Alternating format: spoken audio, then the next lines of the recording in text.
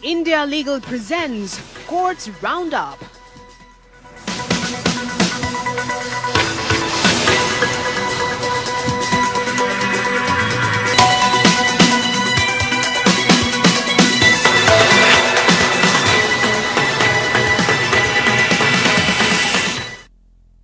आप देख रहे हैं हमारी खास पेशकश कोर्ट्स राउंडअप। मैं हूं आपके साथ नलिनी सिंह पालीवाल। इस बुलेटिन में अगले आधे घंटे हम आपको कोर्ट से जुड़ी तमाम छोटी बड़ी खबरों से रूबरू करवाएंगे। साथ ही कोर्ट की कार्यवाही और सुप्रीम कोर्ट से लेकर हाई कोर्ट और लोअर कोर्ट्स तक के फैसलों को आपके सामने रखेंगे। लेकिन आगे बढ़ने से पहले एक नजर डालते हैं हेडलाइंस पर। डॉक्टर ऑर्थो आयुर्वेदिक ऑयल और कैप्सूल, अब दर्द भी घुटने टेकेगा। सुप्रीम कोर्ट से पीएम मोदी की डिग्री पर टिप्पणी को लेकर मानहानि समन में संजय सिंह को होना होगा पेश। समन के खिलाफ संजय सिंह की याचिका खारिज।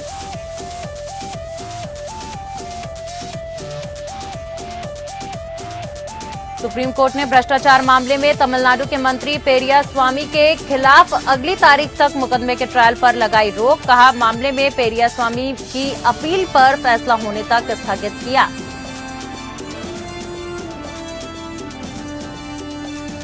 दिल्ली शराब घोटाला मामले में के कविता को कोर्ट से लगा झटका। जमानत याचिका को राउज एवेन्यू कोर्ट ने किया खारिज। ईडी की हिरासत में है के कविता।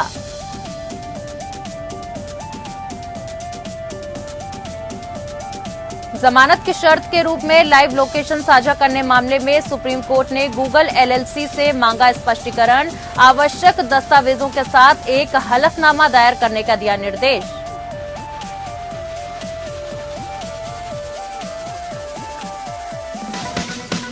India Legal presents Courts Roundup.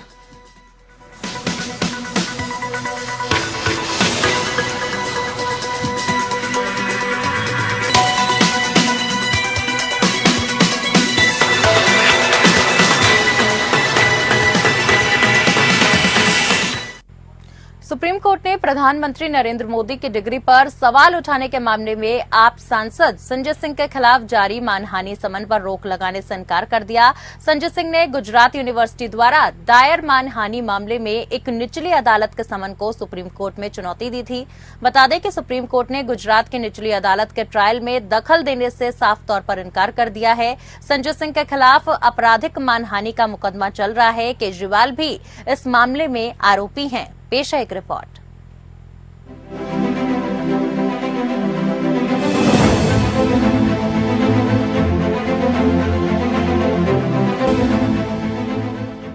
Gujarat university मानहानि मामले में संजय सिंह की याचिका पर सुप्रीम कोर्ट से राहत नहीं मिली है। समन के खिलाफ संजय सिंह की याचिका को सुप्रीम कोर्ट ने खारिज कर दी। संजय सिंह ने शीर्ष अदालत में याचिका दायर कर निचली अदालत में चल रहे मुकदमे को रद्द करने की मांग की थी, लेकिन अब याचिका रद्द होने के बाद संजय सिंह को निचली अदालत में ट्रायल के लिए पेश होना पड़ेगा। संजय सिंह ने प्रधानमंत्री नरेंद्र मोदी की डिग्री को लेकर गुजरात यूनिवर्सिटी पर टिप्पणी की थी। यूनिवर्सिटी ने इसके चलते उनके खिलाफ आपराधिक मानहानि का मुकदमा दर्ज कराया।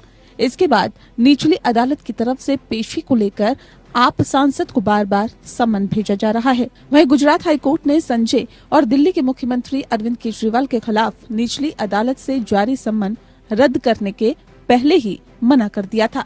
संजय सिंह की तरफ से कोर्ट में पेश हुई रेबिका जॉन ने कहा कि संजय सिंह की तरफ से यूनिवर्सिटी को लेकर जो कहा गया है उसमें मानहानि जैसा कुछ नहीं था। उन्होंने दलील दी कि वीडियो से स्पष्ट है कि बयान यूनिवर्सिटी के लिए मानहानि वाला नहीं है। ऐसा नहीं कहा गया कि गुजरात यूनिवर्सिटी ने फर्जी डिग्री बनाई है। इस पर कोर्ट ने कहा कि जब ट्रायल कोर्ट में केस पर सुनवाई होगी तब ये दलीलें दी जा सकती है। पीठ ने कहा, ये सब बचाव का मामला है। शिकायत के चरण में केवल प्रथम दृष्टया मामले की जरूरत है। आपके पास अपना अवसर होगा। ये कहते हुए अदालत ने याचिका को खारिज कर दिया। दरअसल एडिशनल चीफ मेट्रोपॉलिटन मजिस्ट्रेट के जरिए संजय सिंह को मानहानि मामले में समन भेजा गया है। संजय सिंह ने सुप्रीम कोर्ट में याचिका दायर कर समन को रद्द करने की गुजारिश की थी। जस्टिस बीआर गवाई और जस्टिस संदीप मेहता की पीठ ने मामले पर सुनवाई करते हुए आप सांसद की याचिका को खारिज कर दिया। गुजरात यूनिवर्सिटी की तरफ से सॉलिसिटर जनरल तुषार मेहता पेश हुए थे। इस मामले में मानहानि के मुकदमे में संजय सिंह के अलावा दिल्ली के मुख्यमंत्री और आप नेता अरविंद केजरीवाल का नाम है। केजरीवाल ने प्रधानमंत्री को दिए गए डिग्री प्रमाण पत्रों की प्रतियों का खुलासा करने में गुजरात विश्वविद्यालय की स्पष्ट अनिच्छा पर सवाल उठाया था। मानहानि का मामला दायर करने से पहले मार्च 2023 में गुजरात उच्च न्यायालय ने फैसला सुनाया था कि प्रधानमंत्री कार्यालय को सूचना का अधिकार अधिनियम के तहत मोदी के डिग्री प्रमाण पत्र प्रस्तुत करने की आवश्यकता नहीं है। इसके तुरंत बाद गुजरात यूनिवर्सिटी ने अरविंद केजरीवाल और संजय सिंह पर मानहानि का आरोप लगाते हुए शिकायत दर्ज कराई। Bureau report. सुप्रीम कोर्ट ने भ्रष्टाचार के मामले में तमिलनाडु के ग्रामीण विकास मंत्री आई पेरियास्वामी के खिलाफ सुनवाई पर रोक लगाई है। उनकी रिहाई रद्द करने के मद्रास हाईकोर्ट के आदेश को चुनौती देने वाली उनकी याचिका पर सुनवाई करते हुए सुप्रीम कोर्ट ने सुनवाई की अगली तारीख तक मुकदमे पर रोक लगाने का स्पष्ट रूप से निर्देश दिया है। आपको बता दें कि न्यायालय ने तर्क दिया है कि वह आक्षेपित निर्णय की योग्यता की जांच कर रहा था और इस प्रकार ट्रायल कोर्ट के आदेश के अनुसार मुकदमा आगे नहीं बढ़ना चाहिए। जस्टिस हरिकेश राय और जस्टिस प्रशांत कुमार मिश्रा की बेंच ने मामले की सुनवाई की। इससे पहले 20 मार्च को डिवीजन बेंच ने याचिका में नोटिस जारी किया और मंत्री को सुनवाई को स्थगित करने की अनुमति भी दी। पेरियास्वामी की ओर से पेश हुए सीनियर वकील कपिल सिब्बल ने बताया कि भले ही सुप्रीम कोर्ट ने मुकदमे को स्थगित करने के लिए ट्रायल कोर्ट में आवेदन करने की स्वतंत्रता दी, लेकिन उसी आवेदन को अस्वीकार कर दिया गया। पेरियास्वामी के खिलाफ आरोप ये है कि 2008 और 2009 के बीच डीएमके कैबिनेट में आवास मंत्री के रूप में कार्य करते हुए उन्होंने तमिलनाडु हाउसिंग बोर्ड की मोगा प्लेयर एरी योजना में अवैध रूप से उच्च आय समूह का प्लॉट प्राप्त करने के लिए दूसरों के साथ साजिश रची। ये जमीन तत्कालीन मुख्यमंत्री एम करुणानिधि के निजी सुरक्षा अधिकारी सी गणेशन को आवंटित की गई थी। हालांकि ट्रायल कोर्ट ने मंत्री को बरी कर दिया, लेकिन हाईकोर्ट के जज जस्टिस आनंद वेंकटेश की एकल न्यायाधीश पीठ ने स्वतः संज्ञान के माध्यम से ट्रायल कोर्ट का आदेश रद्द कर दिया था।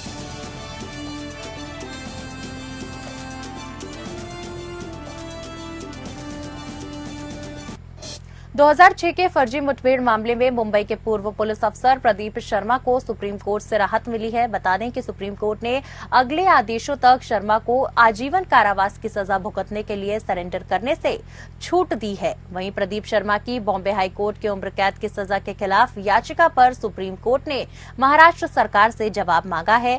दरअसल महाराष्ट्र सरकार ने बरी करने के आदेश को हाईकोर्ट में चुनौती दी है। जस्टिस हर्षिकेश राय और जस्टिस प्रशांत कुमार मिश्रा की पीठ ने शर्मा को अगले आदेश तक अधिकारियों के समक्ष आत्मसमर्पण करने से छूट भी दी है। साथ ही बता दूं कि शर्मा ने बंबई उच्च न्यायालय को चुनौती दी है, जिसने उन्हें 2006 में गैंगस्टर छोटा राजन के कथित करीबी सहयोगी राम नारायण गुप्ता की फर्जी मुठभेड़ मामले में आजीवन कारावास की सजा सुनाई थी। पेश है एक रिपोर्ट।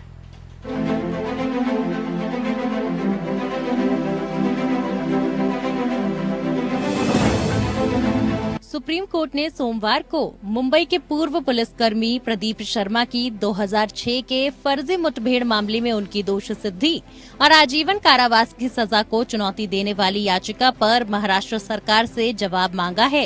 राज्य सरकार ने बरी करने के आदेश को उच्च न्यायालय में चुनौती देते हुए दावा किया कि मुठभेड़ फर्जी थी। पुलिस अधिकारियों ने भी अपनी दोष सिद्धि को चुनौती देते हुए अपील दायर की। उच्चतम न्यायालय ने प्रदीप शर्मा को राहत देते हुए कहा कि उन्हें 2006 के फर्जी मुठभेड़ मामले में मिली आजीवन कारावास की सजा भुगतने के लिए अगले आदेश तक आत्मसमर्पण करने की जरूरत नहीं है। शीर्ष अदालत ने मामले में उनकी जमानत याचिका पर महाराष्ट्र सरकार से जवाब मांगा। बॉम्बे उच्च न्यायालय के 19 मार्च के फैसले के खिलाफ शर्मा की अपील स्वीकार करते हुए न्यायमूर्ति हर्षिकेश राय और न्यायमूर्ति प्रशांत कुमार मिश्रा की पीठ ने कहा कि वह जमानत याचिका पर नोटिस जारी कर रही है। पीठ ने आदेश दिया, ये उच्च न्यायालय द्वारा बरी किए जाने के फैसले को पलटने का मामला है, जिसमें अपीलकर्ता द्वारा दायर की गई है। वैधानिक अपील सुनवाई के लिए स्वीकार की जाती है। जमानत याचिका पर नोटिस जारी किया जाता है। उच्च न्यायालय ने उन्हें 3 सप्ताह में आत्मसमर्पण करने का निर्देश दिया है। सुनवाई की अगली तारीख तक उन्हें आत्मसमर्पण करने की जरूरत नहीं है। शर्मा ने बंबई उच्च न्यायालय को चुनौती दी है, जिसने उन्हें 2006 में गैंगस्टर छोटा राजन के कथित करीबी सहयोगी राम नारायण गुप्ता की फर्जी मुठभेड़ मामले में आजीवन कारावास की सजा सुनाई थी। शर्मा की ओर से पेश वरिष्ठ वकील मुकुल रोहतगी और वकील सुभाष यादव ने कहा कि घटना लगभग 20 साल पहले हुई थी और उनका मुवक्किल अपराध स्थल पर नहीं था। उन्होंने कहा कि केवल उनकी रिवॉल्वर का इस्तेमाल किया गया। उच्च न्यायालय ने मामले में 13 अन्य आरोपियों, 12 पूर्व पुलिसकर्मियों और एक अन्य व्यक्ति की दोष सिद्धि और आजीवन कारावास की सजा को बरकरार रखा था। उच्च न्यायालय ने सबूतों की कमी के कारण शर्मा को बरी करने के सत्र न्यायालय द्वारा पारित 2013 के फैसले को रद्द कर दिया था। सुनवाई के बाद उच्च न्यायालय ने अंततः राज्य सरकार की दलीलों में योग्यता पाई और शर्मा को दोषी ठहराया। इसने 12 अन्य पुलिस अधिकारियों और एक नागरिक हितेश सोलंकी की सजा को भी बरकरार रखा था। Bureau report, APN।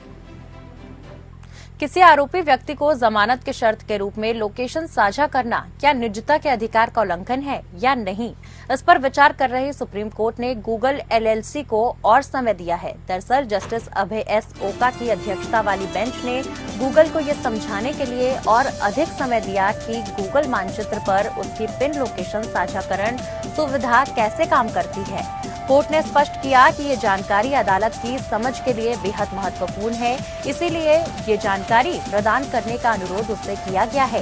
इस मामले में गूगल को न तो इस कानूनी कार्यवाही में फंसाया जा रहा है और न ही वह इस कार्यवाही में पक्षकार ही है। बता दें, दरअसल एक मामले में आरोपी व्यक्तियों को उनकी जमानत की शर्त के रूप में गूगल पिन के माध्यम से अपना लाइव लोकेशन साझा करने की आवश्यकता के गोपनीयता पर सवाल उठाते हुए सुप्रीम कोर्ट में याचिका दाखिल की है।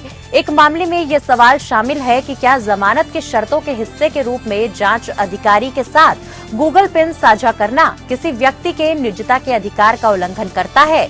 सुप्रीम कोर्ट को सूचित किया गया कि गूगल पिन के काम की व्याख्या करने के लिए उपयुक्त प्राधिकारी गूगल होगा, गूगल इंडिया नहीं। पिछली तारीख को प्रतिवादी के रूप में इसे अभिवादन किए बिना जस्टिस अभय S ओका और उज्जवल भुयान की खंडपीठ ने गूगल इंडिया को जमानत देने के आदेश में एक शर्त लगाने के संदर्भ में गूगल पिन के काम को स्पष्ट करने वाले आवश्यक दस्तावेजों के साथ एक हलफनामा दायर करने का निर्देश दिया था।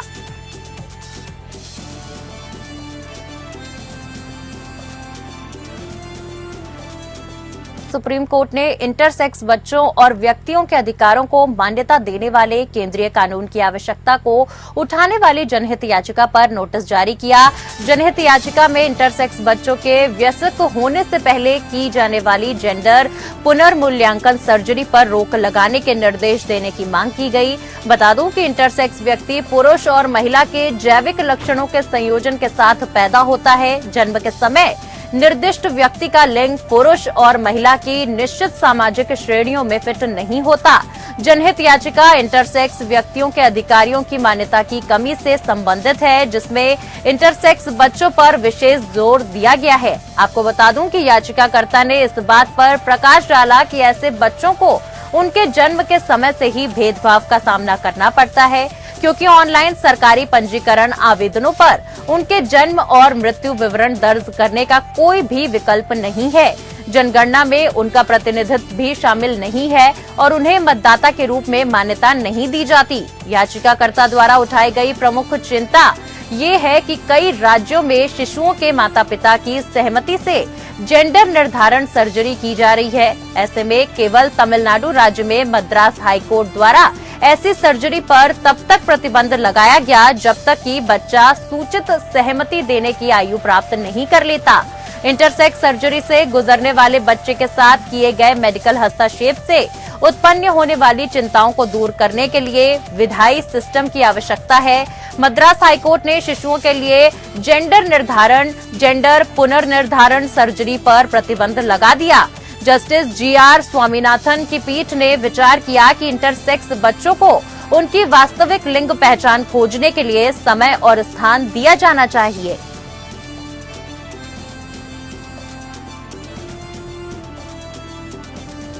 खबरों में आगे बढ़ते बता दूं कि इंडियन यूनियन मुस्लिम लीग ने सुप्रीम कोर्ट के समक्ष दायर अपनी लिखित दलील में उस अधिनियम और नागरिकता संशोधन नियम 2024 पर रोक लगाने की मांग की है।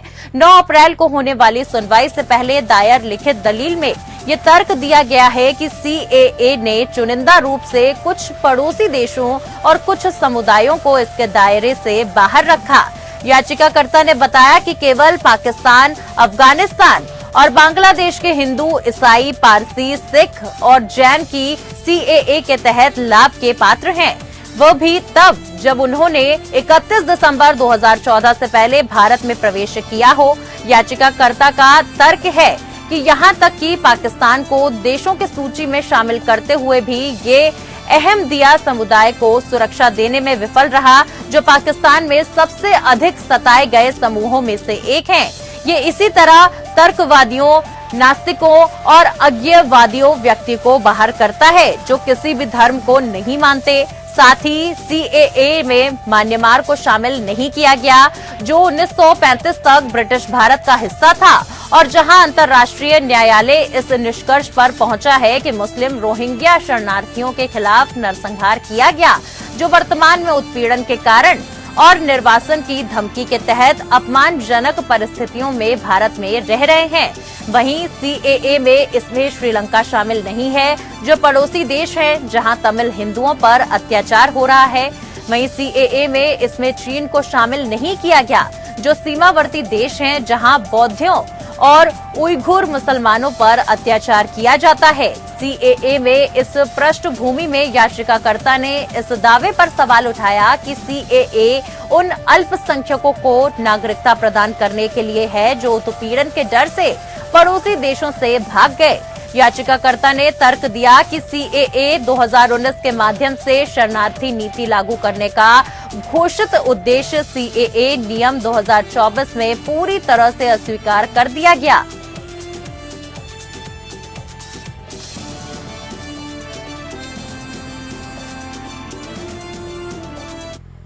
दिल्ली सीएम अरविंद केजरीवाल को मुख्यमंत्री पद से हटाने वाली पूर्व आप विधायक संदीप कुमार की याचिका पर दिल्ली हाईकोर्ट ने टिप्पणी की है। हाईकोर्ट ने अपनी टिप्पणी में कहा कि ऐसी याचिका पर तो जुर्माना लगना चाहिए। जब ऐसी ही 2 याचिका पहले हाईकोर्ट खारिज कर चुकी है तो इस याचिका का क्या मतलब रह जाता है। आम आदमी पार्टी के पूर्व विधायक संदीप कुमार ने पार्टी नेता केजरीवाल को उनकी गिरफ्तारी के बाद राष्ट्रीय राजधानी के मुख्यमंत्री पद से हटाने का अनुरोध करते हुए दिल्ली उच्च न्यायालय का रुख किया है। बता दें कि कुमार की याचिका को न्यायमूर्ति सुब्रमण्यम प्रसाद की अदालत में आज सुनवाई के लिए सूचीबद्ध किया गया था। इस याचिका में कुमार ने कहा है कि दिल्ली के लिए अब रद्द की गई आबकारी नीति से जुड़े धन शोधन के मामले में प्रवर्तन निर्देशालय यानी ED ने केजरीवाल को गिरफ्तार किया है और वो संविधान के तहत मुख्यमंत्री के कार्यों को करने में असक्षमता महसूस कर रहे हैं। याचिका में कहा गया कि आप नेता की अनुपलब्धता संवैधानिक तंत्र को जटिल बनाती है और वो संविधान के निर्देश के अनुसार जेल से कभी भी मुख्यमंत्री के रूप में कार्य नहीं कर सकते हैं। इस याचिका में कहा गया कि संविधान का अनुच्छेद 239 AA उपधारा 4 उपराज्यपाल को उनके उन कार्यों को करने में सहायता और सलाह देने के लिए मुख्यमंत्री के नेतृत्व में मंत्री परिषद का प्रावधान करता है, जिनके संबंध में विधानसभा के पास कानून बनाने की शक्ति है। उपराज्यपाल को सहायता और सलाह व्यावहारिक रूप से तब तक संभव नहीं है जब तक मुख्यमंत्री संविधान के तहत अपनी सहायता और सलाह देने के लिए स्वतंत्र व्यक्ति उपलब्ध न हो।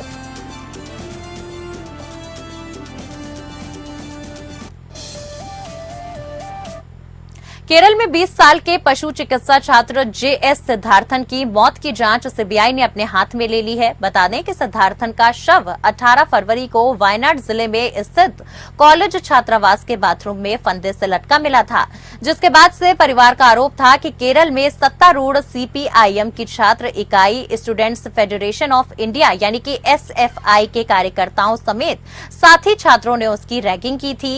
IA India legal web report से समझते हैं कि रैगिंग के खिलाफ कार्यवाही पर क्या कानूनी प्रावधान है।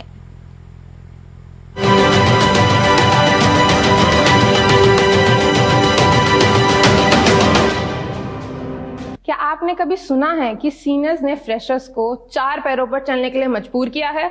ये रैगिंग है और ये कोई संस्कार नहीं, एक अपराध है। प्रोहिबिशन ऑफ रैगिंग एक्ट 2011 को लेकर भारत में नियम बहुत सख्त हैं। ये कानून नए लोगों के प्रति किसी भी गलत व्यवहार को, किसी भी तरह की हिंसा को परिभाषित करता है जिससे उन्हें असहज महसूस होता है, जैसे कि जबरदस्ती बाल काटना, पैसे की मांग करना, ये सब कुछ अवैध है।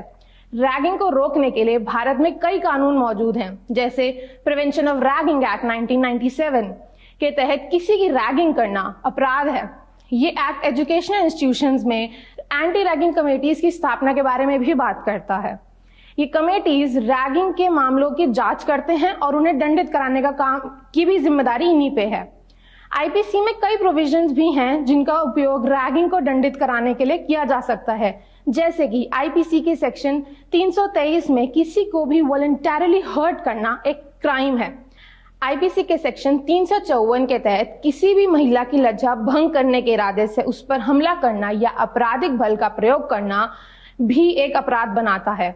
आईपीसी का सेक्शन 506 किसी को चोट या कष्ट पहुंचाना या धमकी देना भी अपराध बनाता है। आप अपने कॉलेज में रैगिंग की शिकायत यूजीसी की हेल्पलाइन नंबर पर कर सकते हैं या फिर नीचे दिए गई वेबसाइट पर भी शिकायत दर्ज कर सकते हैं।